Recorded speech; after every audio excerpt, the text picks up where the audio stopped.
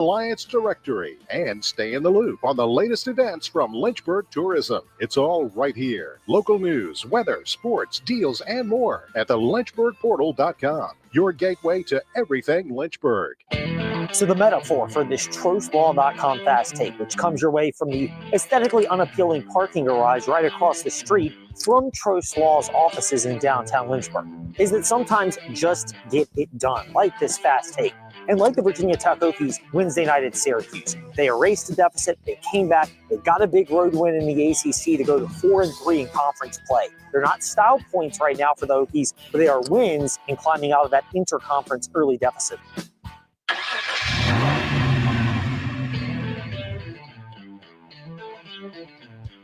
You're stepping into the fast lane on the VTRN Sports app, 93.3 FM and 1320 AM Lynchburg, or by asking Alexa or Google Home, open VTRN Sports Lynchburg.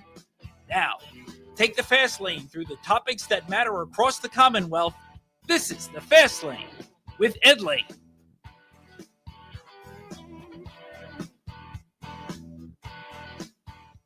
Just get the job done. It's not always that simple. Look, the idea of being process-oriented is not always something that appeals to people. But for the Virginia Tech Hokies, they got back to that point on Wednesday night with their victory at Syracuse. It wasn't pretty. They almost blew the game again, but they did some things right. Got to the free throw line over 30 times once again, being very aggressive. They've driven toward the bucket. They've gotten rebounds. Ultimately, it's about stacking victories for the Virginia Tech Hokies. And the challenge continues because now you go on the road to Louisville tomorrow in a game that will follow our time-shifted triple header on the VTRN Sports app. Totally time-shifted, by the way. North Carolina at Virginia, which we will preview with Tar Heel 247's Andrew Jones around 5:25, and we'll touch on it with Luke Hancock, Roanoke native and ESPN ACC analyst, around 5:40 today in the Fast Lane. But both of them, we will discuss the Carolina at Virginia game tomorrow, which now, 11:30 airtime, VTRN Sports app and 93.3 FM Lynchburg. Then, it is the aforementioned Virginia Tech Hokies at Louisville. That game has been moved up by an hour or so for start time. And from Sunday to Saturday, Virginia Tech women's basketball against Wake Forest. So there's a lot of scheduled juggling that's going on. We'll actually have an NBA game tomorrow night. It's actually a quadruple header, but the 3 college games, all local implications, all in a row. And for Virginia Tech, at this point, it's another opportunity. It is unlikely that Michael Brown from Louisville is going to go. And so I get it.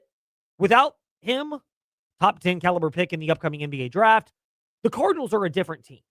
They may rate differently in the metrics whenever he returns. All those things may pop up. But for Virginia Tech, ultimately, it's another opportunity. Kind of goes back to what Mike Young said after the game against Notre Dame.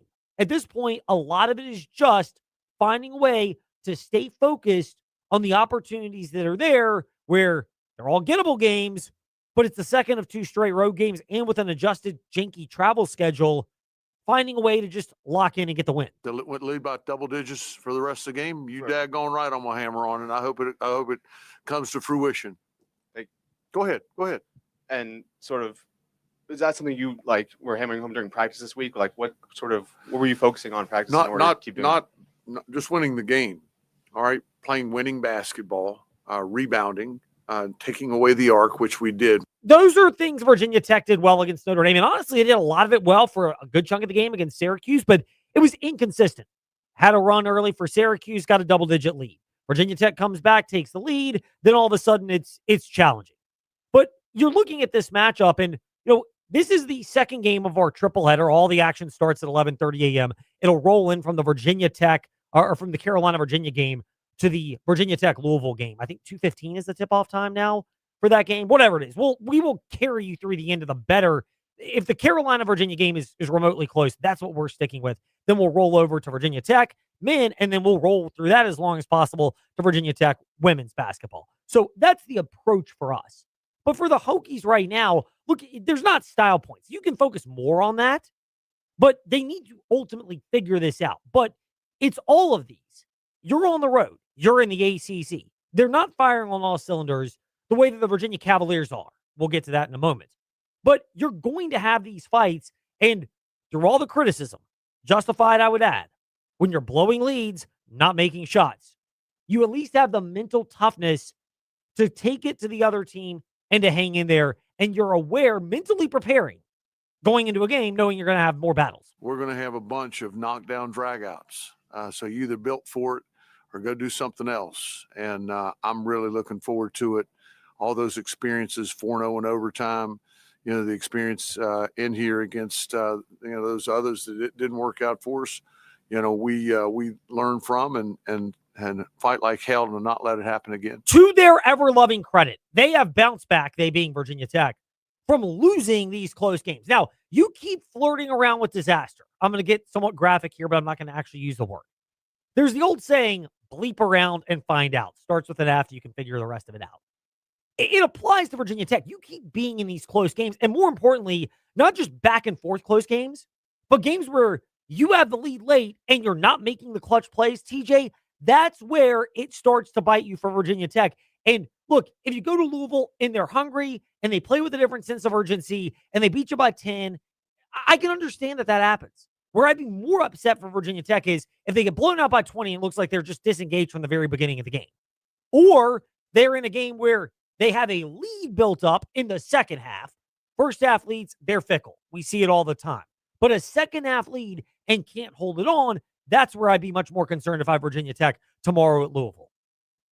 Yeah, absolutely. And Louisville is a team that reacts on transitions. You're not able to stop those transitions that Syracuse dominated Virginia Tech on in the last 5 minutes of the game the other night. So you're not able to stop Louisville there. VT is going to have a long night. Yeah, and again, it's different without Mikhail Brown, top 10 pick, point guard for Louisville. Yeah, he's been dealing with a back injury. It's kind of quirky, but in the NBA, just a quick little detour. Time to take a detour in the fast lane. In the NBA, when these guys have these injuries, they slow play returning it. The frustration in college is, whether it's Mikhail Brown Jr. at Louisville, whether it's Darren Peterson at Kansas as an example, when you have these talented top 10 caliber players, first-round picks, and they are slow playing their return from injuries, and you're probably only getting 1 year out of them at college. Like, if you're a fan of Kansas, Louisville, for the schools that we just referenced, pick another school. It's a lot more frustrating than if you're a fan of insert your NBA team and their star player is slow playing an injury early in that player's career, because you have a pretty good idea you're going to have a couple years at least with that player. So you can rationalize it. But it's a challenge, and I get the frustration for Louisville. Now, after Ed's potentially unnecessary detour, let's get back on the road in the fast lane. That's what Louisville has dealt with, and you wonder at some point if they're going to flip a switch. And this is where, for Virginia Tech, the things that have worked well and have allowed them to hang in ball games. Like, I know we're sounding critical here, but one of them is just the overall physicality and aggressiveness, as evidenced by the fact that they've had multiple games where they've attempted, and by and large made them. They're criticized because they're not doing it all in the clutch, but they've attempted 25-plus free throws regularly. That's a result of physicality, as Mike Young noted. The physicality, I think, of our bunch takes its toll on opponents as the game wears on. It does, and that's where being a veteran team like Virginia Tech, like they are, helps them tremendously. And you're a down a depth piece with Louisville. Virginia Tech's got one back. Toby Lawal has been back. Tyler Johnson, we know his injury has been there as well, but Ben Hammond has been fantastic. Having veteran players and the aggressiveness that comes from that is big. Virginia Tech, I don't know how deep they'll go if they even make the NCAA tournament, but you have to love that. And it's backed up, as Kurt would remind us, Dexter Keenan Thompson from Goodburger would remind us. Yo, man, back me up on this. It is backed up by the fact that their aggressiveness is also from rebounding. Good. I was thinking about it over the last couple of days. How are they have a lot of long rebounds, and their guards do a nice job of pursuing. Harrelson's a big young man, Sir Muhammad, and others. I don't want to give up 13 offensive rebounds. There are a lot of missed shots. Rebounding numbers can be misconstrued at times because of a variety of things. You're getting the first stop, and that carom is coming all over the place. But the numbers are what the numbers are, and I've got a good rebounding team, and that will continue to improve as we go along. It has. And look, for Virginia Tech, they went on the road to Louisville, pulled in 34 rebounds. Another performance where Virginia Tech did a fantastic job. It was even. Syracuse had 36, but you're on the road. You're making it competitive. That's where you are for Virginia Tech. You're continuing to put yourself in these spots. If it's a back and forth close game and you lose it, that happens. Happens in conference play. It happens in March Madness. It's where you build a big lead late and it looks like you pulled away, and then all of a sudden your free throw shooting, which is good for most of the game, goes AWOL and goes MIA. That's where you start to go, we got a real problem here. But to Tech's credit, they're winning games 4-3 right now. They're in a good spot going to Louisville. Again, a win at Louisville may start to get worse and worse if the Cardinals keep reeling like they have. But if you're Tech, grab these wins, because if you can keep winning these games against the mush, if you want to call it, of the ACC, outside of Duke, and I'd probably put Virginia and Clemson in that category. After that, there are like 8 teams in there. You lost to Stanford and Cal. Excuse me, you lost to Stanford. You beat Cal. You've won at Syracuse. Can you grab one against Louisville as well? You got Miami coming up on the schedule in the not too distant future. You've got to win in your back pocket against Virginia. That's when you can start to stack everything to build your tournament case, so that right now you're kind of flirting with the bubble. You can try to move beyond that and not have to be tension-filled down the stretch and into ACC tournament play. Meanwhile, the Virginia Cavaliers, they're in a unique spot as well. They are, you could argue, playing with house money, but they've looked really good. The thing, if you want to say what has sold me on Ryan Odom, and I don't know if they quite have the top-level talent that the best teams in college basketball do. Duke in the example in the ACC with Boozer, obviously. Caden Boozer, who's been fantastic. Cam Boozer, not Caden Boozer. Caden's been good as a point guard, but Cam Boozer, top 5 pick. I don't know if Virginia has that type of player. I don't know if they have the same type that, if they're at their potential at BYU or Kansas with Peterson and Dabonsa for BYU, Peterson for Kansas. I don't know if they have that. But if you're in a spot where you don't have a lot of weaknesses, and Virginia feels like and looks like they don't, that's a positive for them. And Virginia has shown those things, which have really been helpful for them. And again, one of those things that has been big is the fact that they are playing like a long, deep team, which they are, going 8-9 deep, and you'll get more when Jakari White gets fully back into the rotation. But it's not just helping offensively with scorers, it's length, which can frustrate you and have interchangeable parts on the defensive end. Yeah, I think that's certainly part of it. Just keeping a body in front. I think that's the most important thing is if you can force your opponents to shoot over a body, whether it's 7 feet or 5'10", the numbers will go down. They just will. It's harder to make shots over, really quality contests. And so that's something that we're constantly talking to our guys about. It's part of being solid on defense, and it gives you a better chance to rebound too. But ideally we don't like, teams catching it that close, but we do have 2 really good big guys back there to help us. I mean, look, Tyson Ritter, we can laugh, and there's that whole bigger picture thing with now Alabama's former player who was drafted in the NBA or, signed the G League contract and played some developmental league in the NBA, but never actually played an ABA game. Now he's gotten a temporary restraining order to come back to college. I mean, it's cratering the sport if that happens, because how many guys are going to declare for other sports drafts? And if they go through the minors in baseball, or if they go through training camp in the preseason in the NFL, you're like, well, you never played in a regular season game, so it doesn't actually count. I can come back. Again, get me to collective bargaining. Normally, I'm not big into the unions, but when it comes to sports, honestly, it provides structure in a way where there is much more validity to collective bargaining and unions in sports than it is in a lot of the outside the sports world realm. Like, it genuinely has its place. Not in a lot of them, as somebody with a certain lean politically, but I'm not a dismisser of it all.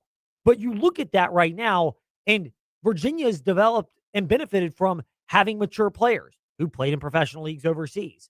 Virginia Tech has as well, although you could debate it with how Nico Lizavdavalos has played recently.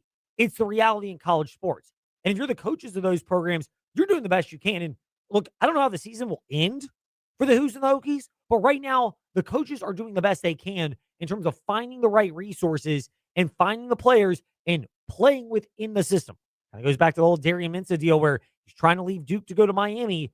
It's not necessarily about anything more than the fact that everybody involved, Duke included, are doing what they can within the system. And until the people that are really, as Melissa McCarthy would say, want to do something about it, it's not going to change. Meanwhile, that is where we lead into the Fast Five at 5-ish. It's time for Fast 5 at 5-ish. 5-ish minutes on 5 relevant topics done around 5 p.m.-ish. Ish, because our counting skills are kind of ish. Let's start with number 5. So sure, bowl season attendance was down, and I honestly think that is going to be a trend that continues. ESPN owns and operates a lot of these bowl games, and as long as this next fact is true, that will continue to be the case. But bowl season averaged just under 3 million viewers, which is a 14% increase when you factor the majority of the games on the ESPN platforms, ESPN, ESPN2, and ABC. But Fox, CBS, and the CW, they were mixed in there as well. Ultimately, people will still watch football in any form, even if, and I'm kind of in this camp, to me, bowl games are a much more diluted product compared to the college football playoff, which leads us into number 4. College football playoff viewership. Here's a nugget when you're considering it, and we'll get to the championship game in a moment. But the quarterfinal games, which were the New Year's Eve, New Year's Day quartet of games. New Year's Eve, Miami, Ohio State. New Year's Day, Texas Tech, Oregon, Bama, Indiana, and Georgia, Ole Miss. They averaged over 19 million viewers.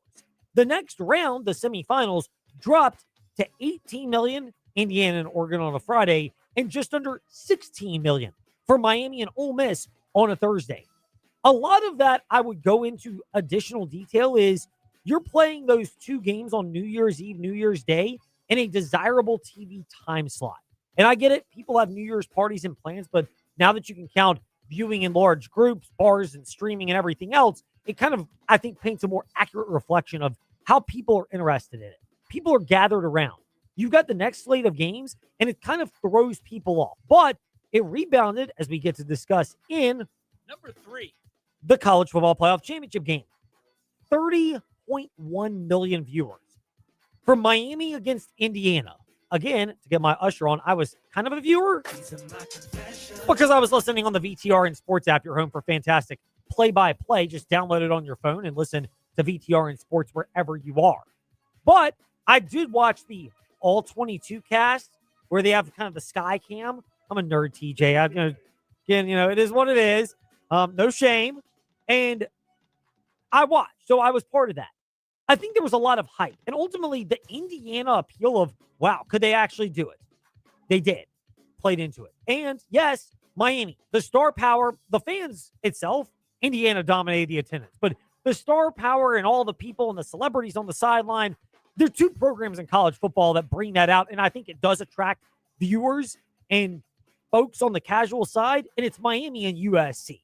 When those programs are at their peak, they have a different level of gravitational pull, and it brings people in a casual sense. You combine that with Indiana, no shock this was the best viewership in over a decade, the last one being Ohio State, Oregon in 2015. Meanwhile, speaking of the college football playoff in number 2, here we go. College football playoff is going to remain for another year at 12 teams. The bad side to this is that the SEC and the Big Ten will gain even more power out of this. Revenue distribution will go from performance-based to a flat model where the SEC and the Big Ten get more. They are clearly driving the ship in this direction. I don't think it precludes them from the fact that at some point they will want to create some kind of super league hierarchy in college athletics. And honestly, I'd rather get to that day and know where you are and know what the structure is and have more structure, again, than where we are right now. But there's other factors to this. Ultimately, it's the SEC and the Big Ten cannot agree on whether there will be 16 teams with the 5 conference championships, your Power 4 plus the group of 5, and 11 at-larges. That's what everyone wants, except for the Big Ten, which wants 24 teams. And as long as Tony Petitti's in charge, that's what you're going to get. On the one hand, the FCS 1AA playoffs have 24 teams. On the other, I like the 12-team model I'm okay getting a group of 5 team in there if that's what you want to do. But outside of that, do we need to keep expanding and letting more? Look, I'm all for watching it. And the 16 team doesn't really change anything. You just have more games in the opening round as opposed to 4. You'd have 8 games in the opening round. You start to eliminate buys. Or there are other formats that have been discussed where only the top 2 teams get a bye. Everybody else does not. There are all sorts of ways that are around this. But inevitably, look, it's going to expand because there's enough money at stake. But this is about precedent setting and who can say they have more power. And it's literally just those 2 conferences. Meanwhile, one other thing that's worth noting as well, while we stick with the 12-team format, Number 1. Notre Dame will be guaranteed entry if they finish in the top 12 of the playoffs. And which, by the way, it wrinkles my feathers because Notre Dame is going to have a tougher time scheduling SEC and Big Ten teams because they're both going to 9 conference games. So it's going to be more difficult for them to do that. They'll keep their partnership with the ACC, but let's be real. If you're Notre Dame, you don't want to play the dregs of the ACC, the Syracuses. I know they've had Pitt and Boston College regularly and have this historical thing with Stanford. But if I'm Notre Dame, I want to play the biggest brands in the conference. Miami, Clemson, Florida State. If they get their act together, Virginia Tech, North Carolina says they're a big school, and maybe they are in brand, but surely haven't been in performance. So that's who I'd want. But the other thing that's worth noting is the ACC's doomsday scenario is now going to be voided because now all Power 4 teams and just the highest ranking group of 5 champion will be guaranteed to finish, which means JMU would not have gotten in under a format. And it does put pressure on the ACC to please resolve their approach. Meanwhile, when we return in the fast lane, we will talk more ACC basketball, that is. Our guy, Andrew Jones of Tar Heel Illustrated, on the Who's hosting Carolina when we return here in the fast lane on the VTRN Sports app. And as that smart speaker, open VTRN Sports. Mark Dalton here with the Terry Auto Group. If you don't love your car, then you're simply just driving the wrong one. At Terry Volkswagen, Terry Subaru, Terry Auto Outlet, and the Terry Clearance Center, we've got the perfect new or used car for you. We make your car buying experience easy. Need help with imperfect credit? No problem. Our team works hard to get you approved and back on the road. Because when you shop at Terry, you drive away happy. Visit us at any of our 4 locations or online at terryautogroup.com. Terry Auto Group. You'll love our cars. At the Farmers Bank of Appomattox, we believe personal banking should be as rooted in the community as you are. Whether managing your business banking, saving for your family's dream home, or juggling daily expenses with our mobile app, we offer tailored solutions with a local touch. Experience the security of a bank that knows your name and the convenience of modern technology. Visit us today to grow your financial future right here at home. The Farmers Bank of Appomattox, your community, your bank, your future. Most elves have pointy shoes. I have 4 paws. Ho, ho, ho! Pallet, how's my favorite helper making the season shine? Oh, just sprinkling a little color wherever I go. You see, Santa, my person's a veteran, and some days the memories are heavy. When her skies turn gray, I help fill her heart with shades of hope, the purple of laughter, the blue of courage, and the happy hue of joy. Sounds like you're painting the world brighter. That's right, Santa. I'm more than her service dog. I'm her living paintbrush. With every swoosh of my tail, I add a stroke of cheer to her canvas. With every longing gaze, I brush love on the picture we're creating together. A masterpiece, wrapped in warmth and tied with a bow. Now that's a gift you can't put under a tree. This season, help paint the picture. Learn more at dogsinc.org. Oh, oh, oh. Every child is on a journey, a path from the earliest days of wonder and discovery through all the years of learning and growing to become the person they were meant to be. At Children International, we're empowering children and youth to forge a path out of poverty. Walking alongside on their journey, we equip them with education, skills, and resources to succeed in every milestone of growth.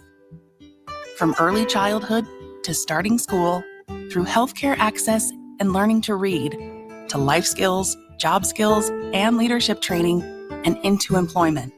This is how we build confidence and instill a positive mindset so they can achieve bright futures for themselves, their families, and communities.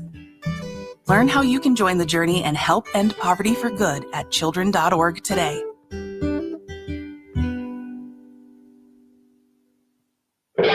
Are you tired of static? Wish you could take your favorite Virginia radio stations with you wherever you go? Then you need to discover the power of streaming. That's right. You can now easily listen to the Virginia Talk Radio Network for insightful discussions and local news. From the VTRN News Center, I'm Bill Trefiro. And groove to classic hits on Rewind 1039.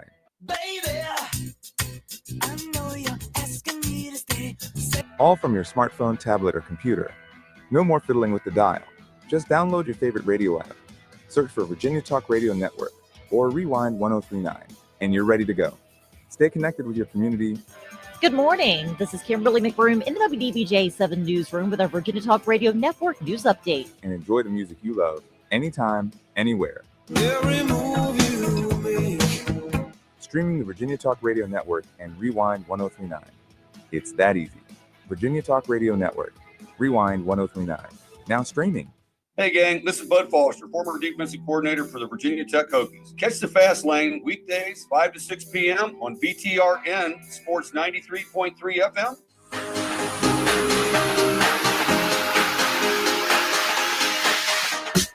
Step into the Fast Lane 24/7 at Trey Lyle VT and Fast Lane Ed Lane on Facebook, Twitter, Instagram, YouTube, and wherever you listen to podcasts. Now, back to the Fast Lane.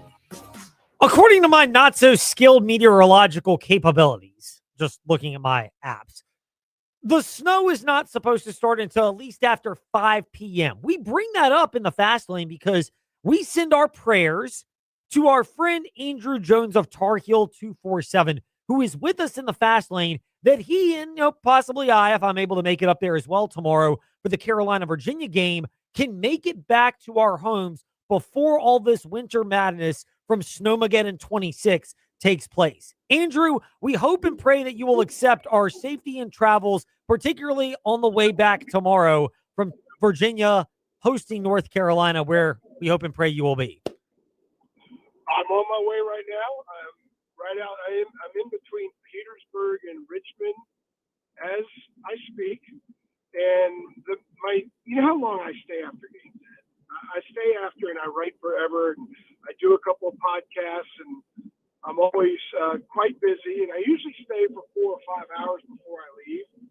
So according to my wife, who is my travel agent, so to speak, that I would have been leaving long after the sleet would have started south of Petersburg into North Carolina. So she is mandated that I stay in a hotel.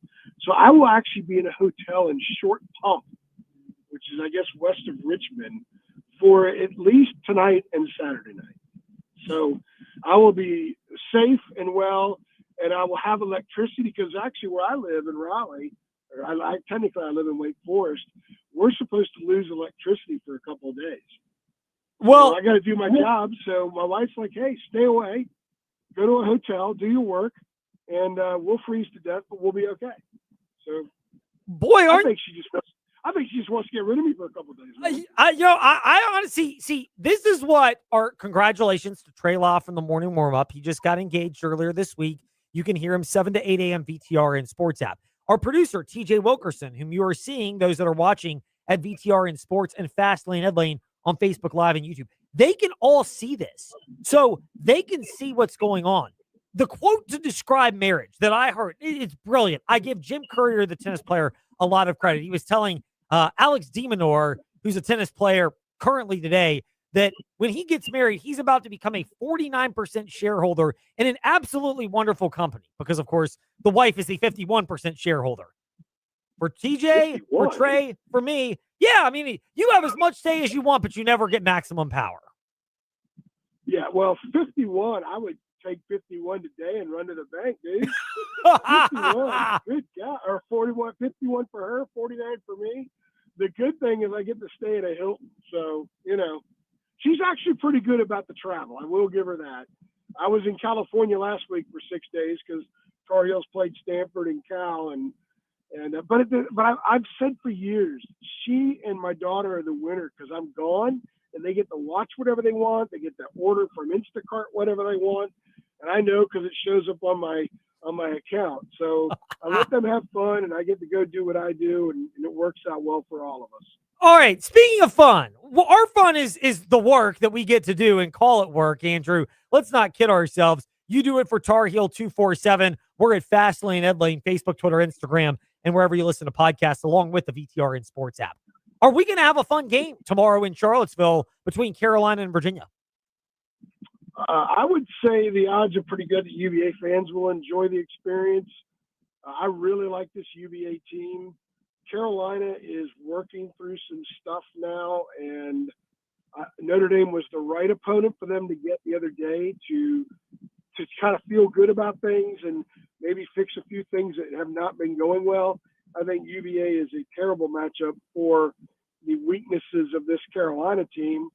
But, you know, Carolina, I think, has got a much higher ceiling than how they perform. So if they're going to climb toward it, they might show some signs of it tomorrow. And if so, it could be a competitive game. Yeah, it will be. I mean, that's our hope and our optimism. I just cursed. I got to beep out. That's our hope because, you know, that's not a very good game plan. But we are optimistic we'll be treated to a game tomorrow. You mentioned you like Virginia. When studying and preparing for the Who's, what has stood out to you that you like the most? I like how they space things offensively. I like their unselfishness. I really like how, as good as DeRidder is, they've beaten some good teams with him scoring single digits. Like, they don't need to ride him to the victory circle.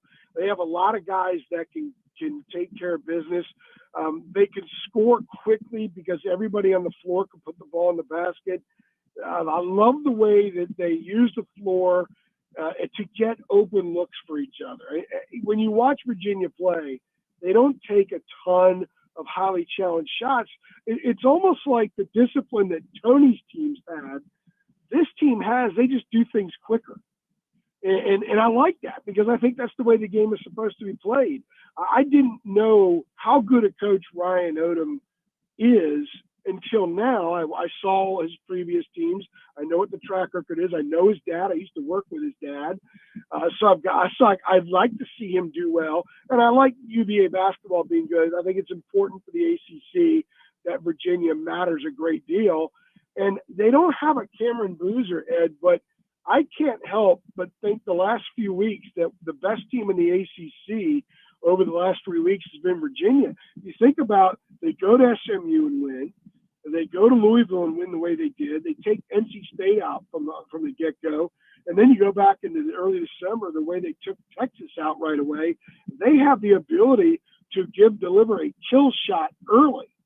And Tony's teams would kind of strangle you to death like a python. This club could come in and just nuke you. And then they're good. And that's what I like about them. I like the way that they approach things. I love the size. I think they're pretty good defensively. If you look at KenPom, they're number 17 in adjusted offensive efficiency, and they're number 17 in adjusted defensive efficiency.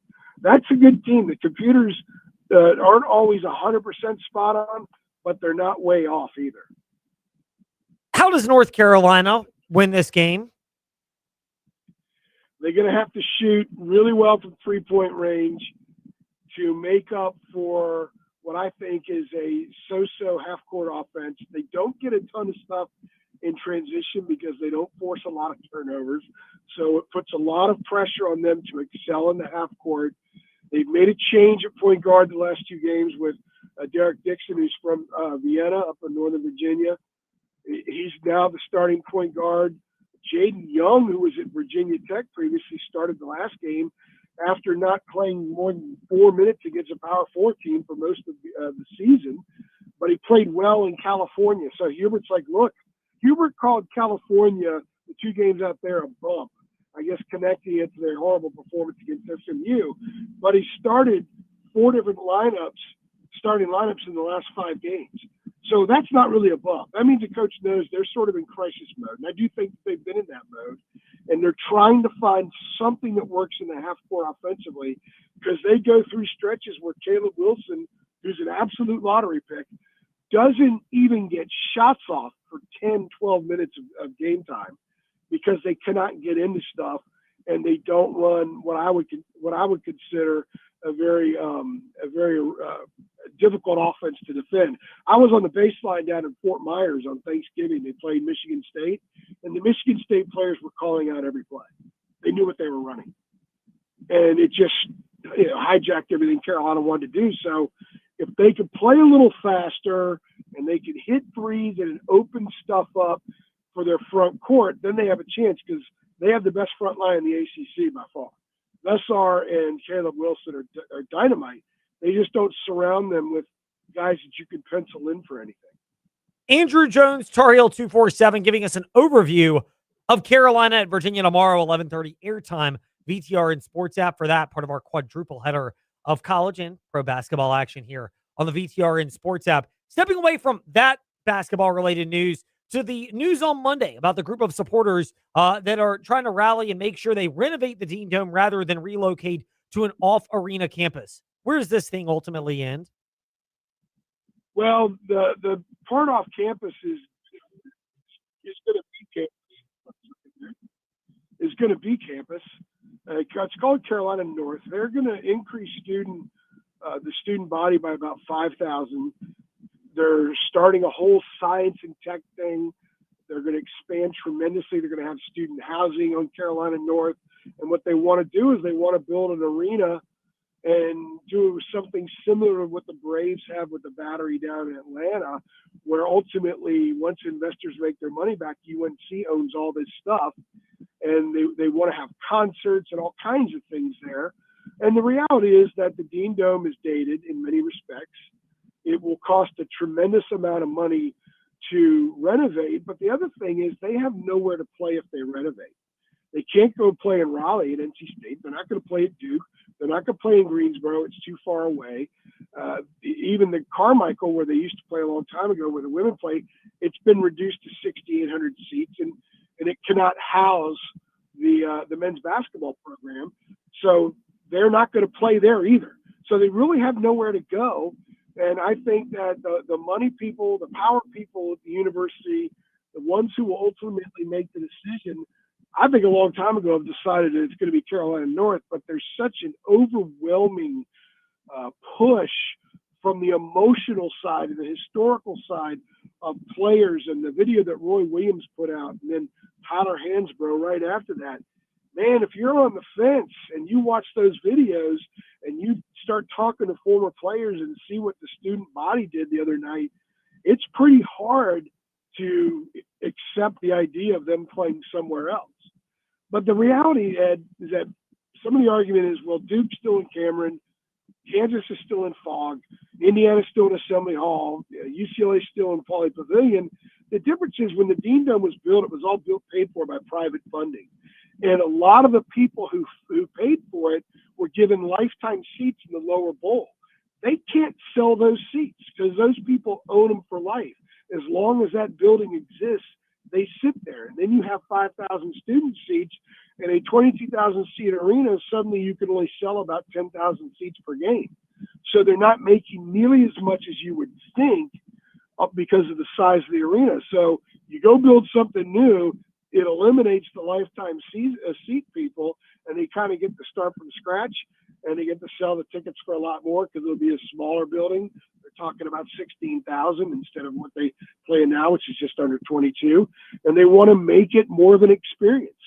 So I think the people that want this to happen are going to get their way because ultimately they are the decision makers.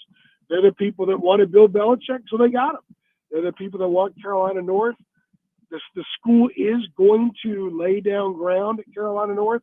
And if you put something like this as the centerpiece there, they think it's going to be a win-win for the future.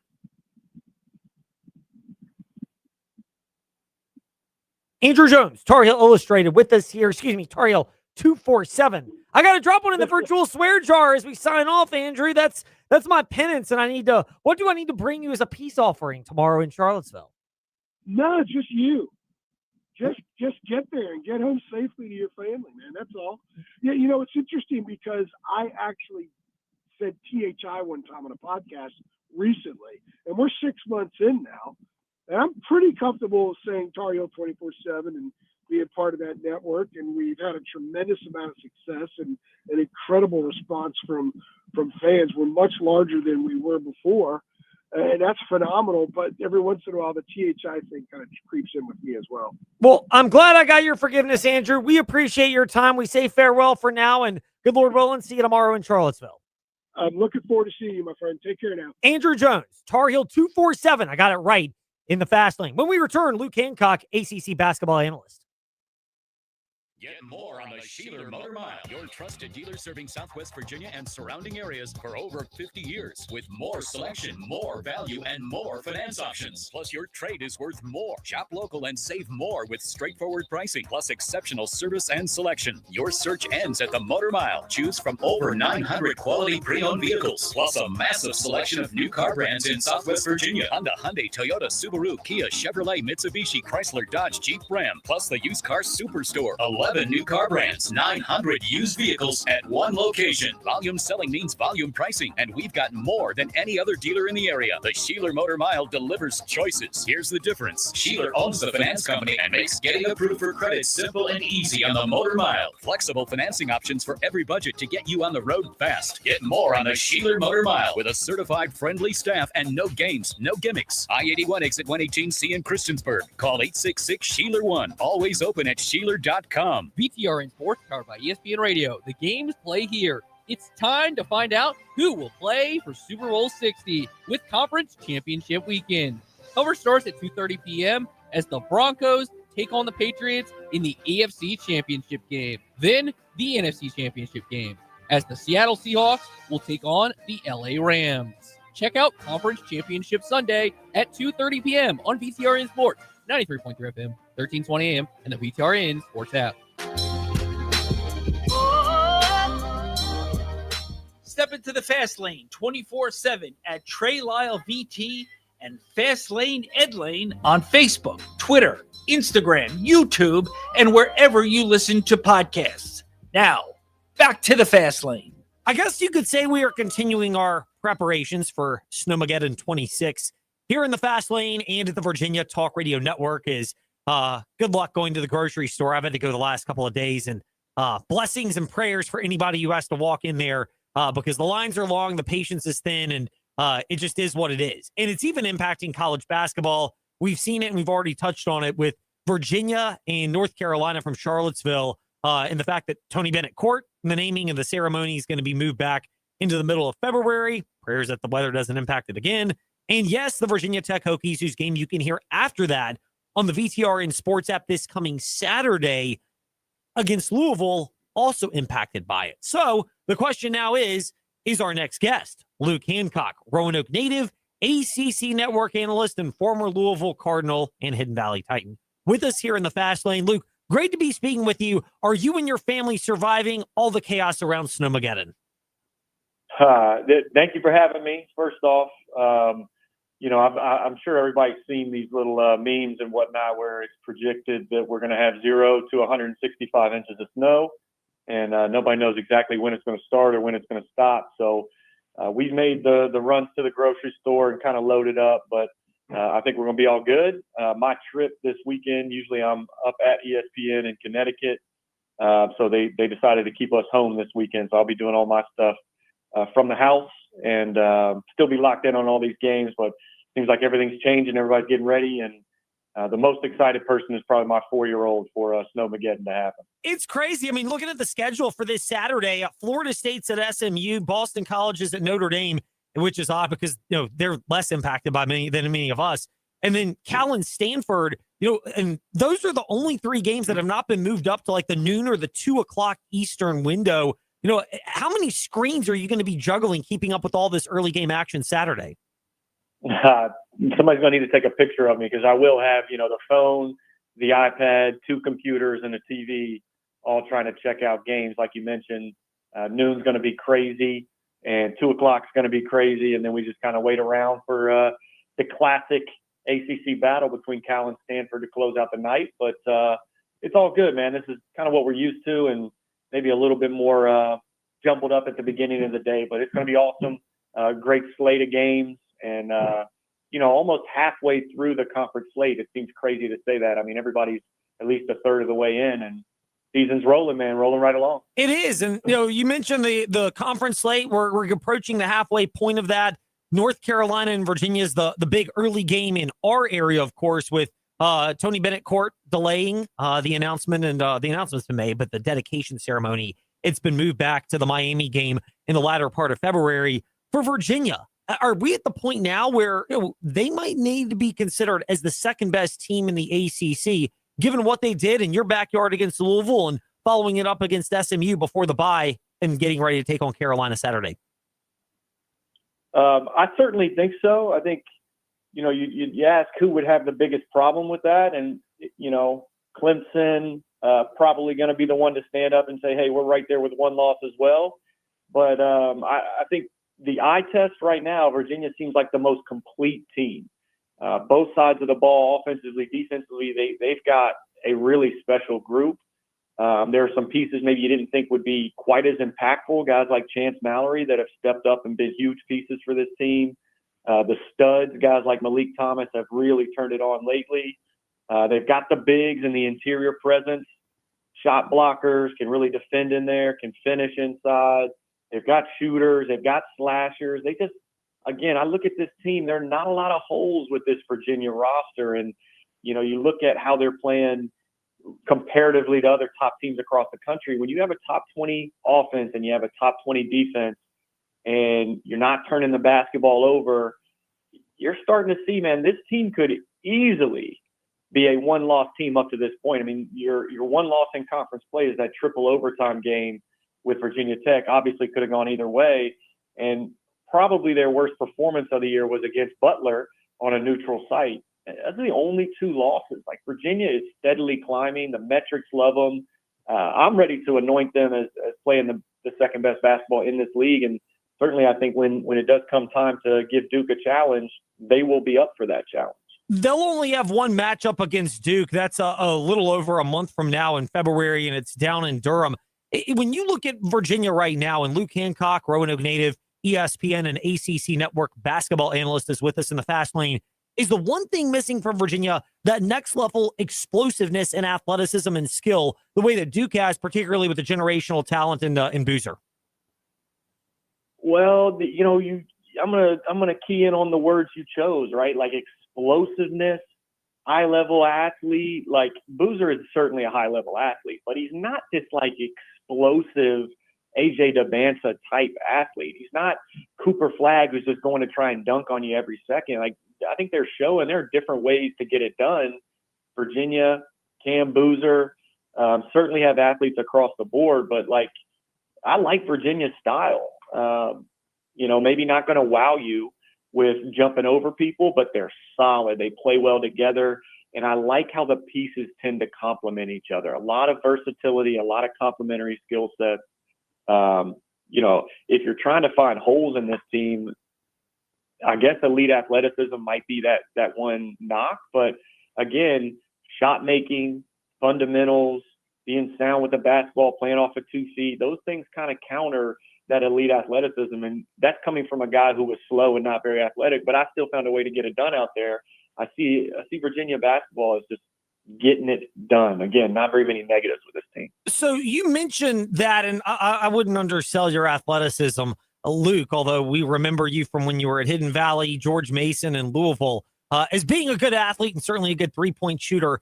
What, when you, in your own assessment, may not be as athletic as some of the other players on the court, what do you do to compensate for that so that you can still have the impact that you did and that a lot of these players now want to have for their teams? Yeah, a couple things. Like I said, I'm not the fastest guy in the world. I'm not just going to go jump over you, but I could play angles very well. And once I kind of had a defender on my hip, I was pretty good at closing off the opportunity to get back in front. I did a good job of getting to the free throw line. And then ultimately, what can cure a lot of the ills on the basketball court is shot making. And if you knock down shots, you can find a way to get on the floor. Now, defensively, you can't just be a total liability, but if you're making shots, that is a huge first step. And then, personally, I had the ability to have a good pump fake. Sam Young was my influence in getting that kind of long, exaggerated pump fake that got defenders off their feet. And what do you do after that? Being a good decision maker, again, being able to draw fouls, having good teammates around that space the floor for you. All those things kind of played in to help my game.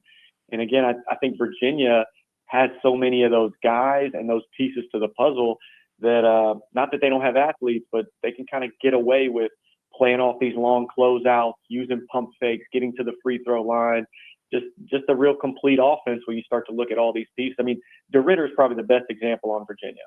He's not huge, although, 6'8", 6'9", 240 is a big guy, but he's not overwhelming you with his size. He plays the angles really well. He's making shots at a decent clip from three and efficient when he gets inside the paint. So he's a guy that, again, angles, knows how to play the game, high IQ, good passer, and is certainly playing great basketball right now for Virginia. Luke _Skywalker with an A, 11 on Instagram, and Luke Skywalker 11 on Twitter as well for Luke Hancock, who's with us in the Fast Lane, ACC Network and ESPN analyst, and we're at Fast Lane, Ed Lane, however you listen to podcasts, and Facebook, Twitter, Instagram as well, is live on the VTR and Sports app. We've touched on Virginia. We've touched on kind of that top trio in the ACC, and thank you for bringing up Clemson. They deserve to be mentioned in that. After that top trio, I mean, are we looking at like 9 to 10 teams at this point that could reasonably making their case as the type of teams that could join those three that many project to be in the NCAA tournament from the ACC? Oof, there is a big glob there.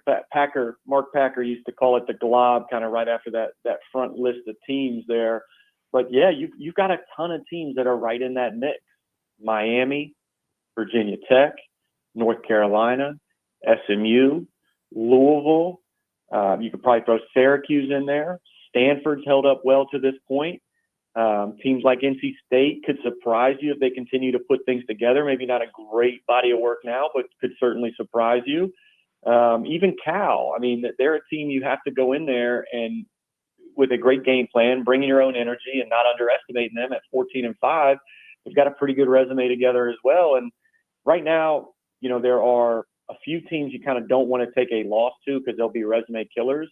But the majority of this league, we had 14 out of 18 teams in the top 75 in net as of last week. And that's quad one win opportunities right there. And that's the big difference between this year and previous is that the metrics like the league so much more because of how they handle business in the non-conference. So you're going to have opportunities to improve your resume. And it's not like last year in regards to Clemson and Louisville go 18-2 in the league and Duke goes 19-1. I know we're not even playing 20 games this year, but you don't have to have that kind of ACC slate in order to make the tournament this year. Luke Skywalker 11 on Twitter, Luke _Skywalker 11 on Instagram, and on the ACC Network and ESPN as Luke Hancock is with us here in the Fast Lane. You referenced the metrics, but you are a discerning basketball eye, not just as an analyst, but having played the game at a high level, winning a championship, playing for Rick Pitino, Coach Pitino, one of the best in college basketball history. So this is where we believe you can factor into the equation on this. Is it also better, the ACC, when you look at it from the eye test perspective? Oh, without a doubt.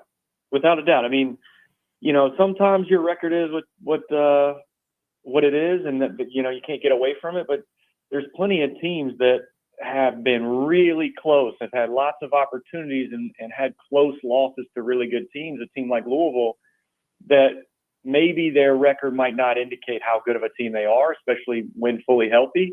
I think you probably say that about Virginia Tech and TJ being injured and Lawal being injured.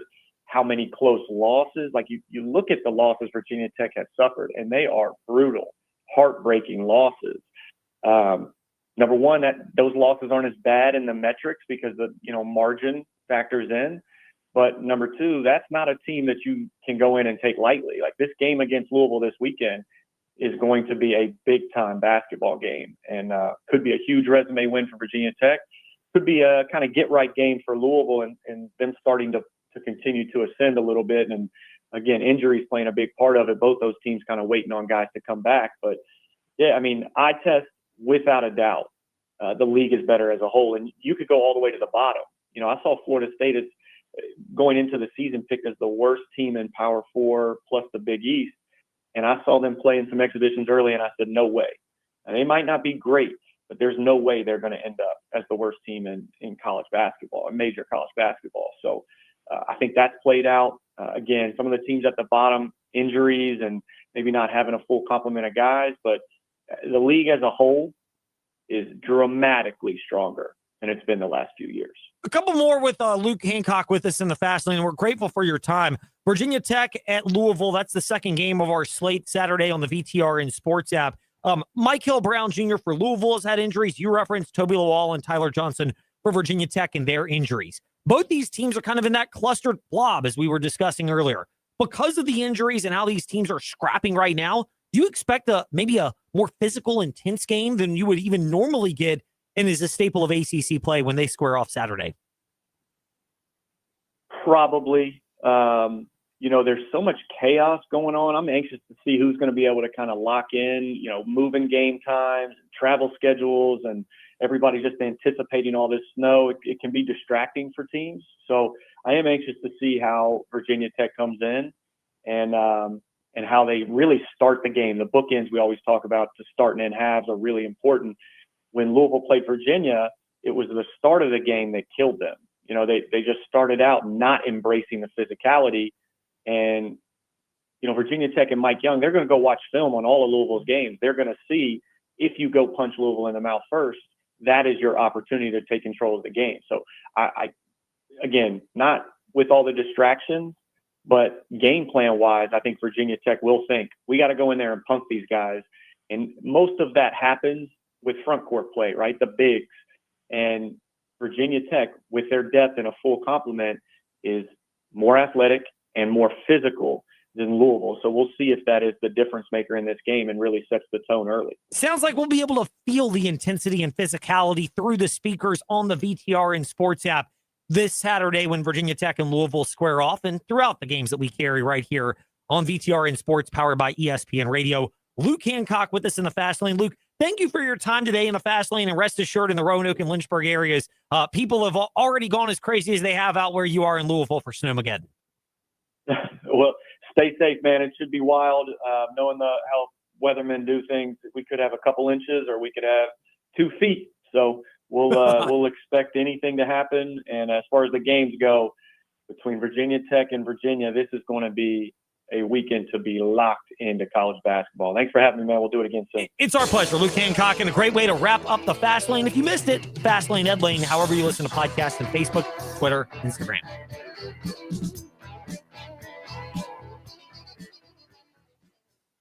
Thanks for listening to The Fast Lane on VTRN Sports, 93.3 FM, W227BG Timberlake, and 1320 AM, WVGM Lynchburg. Is Sports Center. I'm Ed Bank, and it is championship weekend in the NFL. The